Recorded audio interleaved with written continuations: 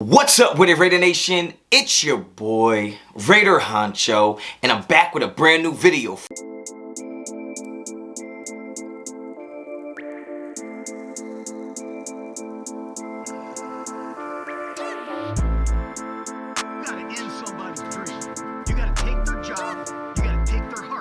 Alright guys, get right into it. You already know the vibes. You already know what type of time I'm on. If you're not a subscriber to the channel, well damn, subscribe to the channel. Hit me up on Instagram and Twitter, both at Raider Honcho. Check out RaiderHoncho.com. Don't forget to visit RedemptionBrand.com. Take 15% off all your orders using promo code Honcho15. Now, the drama continues. The saga continues. Just when I think we're done talking about Derek Carr and the situation with the Raiders, more details just keep coming and coming and coming out, and it forces you to talk about it. Not because, you know, we want to, but we have to. We have to discuss these things. There are things that are going on within the organization, and it's my job to give you my opinions on it because I feel like y'all want to hear my opinions on it. Happens to be that Derek Carr is my favorite player on the Raiders for the last 9 years, and so, you know, I'm going to talk about it. When Derek Carr first got benched and, you know, rumors were coming out about Mark Davis decided to pull the plug on Derek Carr and say he doesn't think there was anything Derek Carr could have done in the last few games that were going to change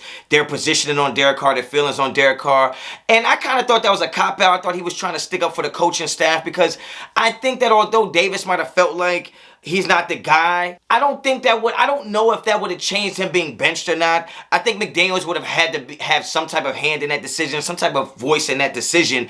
And I think that the owner just came out and said that it was his decision, so it would take, you know, the pressure and the scrutiny off the coaching staff. But I believe McDaniels had a say in that. But inevitably, I had a feeling that, or a theory that, you know, maybe it's fair to ask if Derek Carr was ever going to be Josh McDaniels' guy. Was Derek Carr ever the guy Josh McDaniels wanted to run his system? Because at the end of the day, it just felt like there was such a disconnect between Derek Carr and Josh McDaniels.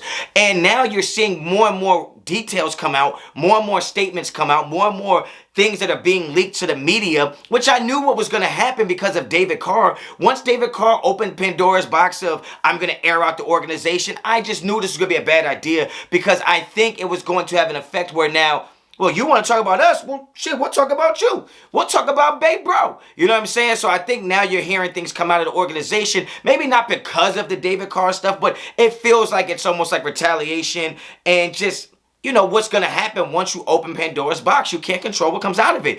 And back to my question of, was he ever Josh McDaniels' guy? I thought you can ask that question fairly. It's starting to sound like he was never going to be Josh McDaniels' guy because today I seen that it has been reported that information came out saying that the organization and the coaching staff felt like Derek Carr was not going to be the guy moving forward after the first few weeks of the season. Now, I spoke about this yesterday on Twitter because the fact that Stidham looked the way he did against the #1 defense, and the fact that he knows the offense, he's been in it for a few years, players are coming out saying Stidham was putting people in places from day one. It made me ask, well, if Stidham was this damn good, he had to have been looking good in practice. And if Carr is struggling this bad with the system and playing this poorly, well, how the hell did Stidham not take his job sooner? And when you hear that they found out and made a decision that within the first few weeks that Derek Carr wasn't going to be the guy, it seems like they kind of, not sabotage, I'm not going to say that, not that they were trying to lose on purpose, but you have to feel like they were just letting Derek Carr play his games because it was like, hey, we're paying him all this money, let him play, let him not look good, and we can move on from Derek Carr, which kind of doesn't make sense to me because you feel like if Stidham was better, Stidham plays, we win those games, we're in the playoffs. You feel like if Derek Carr was going to be bad and you wanted to trade him, why would you let his trade value go down by allowing him to play and look poor? So I don't really know what sense that makes, but it goes back to what I was saying is they knew very early that Derek Carr was not going to be their guy. Derek Carr was not going to be the future of this franchise. Derek Carr was not going to be right for this system. I felt like that, and those words coming out kind of just validate that opinion that I had after watching him get benched the way he did. It was like, I don't think he was ever going to be the guy.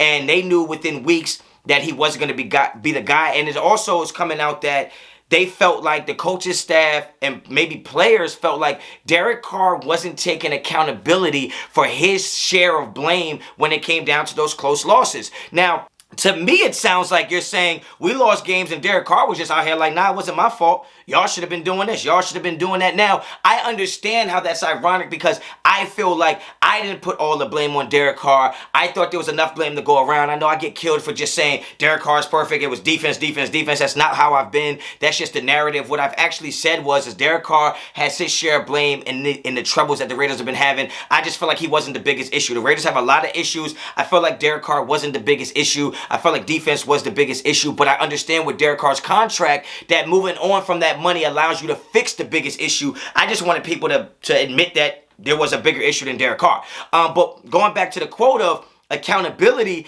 and Raiders players and coaches feeling like he wasn't taking accountability for his poor play, I mean, that's just a bad look. That is just a bad look, and that just goes further to show that he wasn't going to be the guy going forward. They didn't like that he wasn't taking accountability for what he was bringing to the table as far as the losses and the blame game and stuff like that. It sounds like he was finger pointing, which to me is not good for his trade value. Like, you're trying to trade a guy that played bad and seems like to have a bad attitude. Like, I don't think that this is a good look for his trade value. But needless to say, these are the things that are coming out about Derek Carr at this point. It's already was a bad look that, you know, Derek Carr got benched and then left the facility, didn't come and support his teammates. We don't know how that really broke down, but that also strikes the character nerve, right? Like, and to me, what this really sounds like when it says coaches and certain Raiders might have felt like Derek Carr wasn't taking blame for his poor play in some of these losses, it sounds like Derek Carr had an issue with the coaching staff. I don't think Derek Carr had issues with players because they're the same players that he played with, he's lost with, he's won with. Same players that got to the playoffs with him. Him and Max Crosby is tight. Devontae's tight. I don't know his situation with Josh Jacobs. But it sounds like Derek Carr was probably blaming coaches for why the team was struggling the way they were struggling. That's just my opinion. Just reading between the lines when it says, when you feel like they made a decision that Derek Carr wasn't the quarterback within the first few weeks, when you talk about them benching Derek Carr, when you talk about him not coming into the facility, I feel like this is Derek Carr versus the coaching staff. I think him and McDaniels didn't get along. Him and McDaniels didn't have a great relationship, didn't have a great rapport. I think Derek Carr wanted to play the position one way, McDaniels wanted him to play it the other way, and they just didn't get on the same page. I mean, between reads and leaving throws on the field, I'm not saying that Derek Carr is right. I'm not saying Josh McDaniels is wrong. What I'm saying is that there was a clear disconnect between Josh McDaniels and Derek Carr. Absolutely a 100% clear.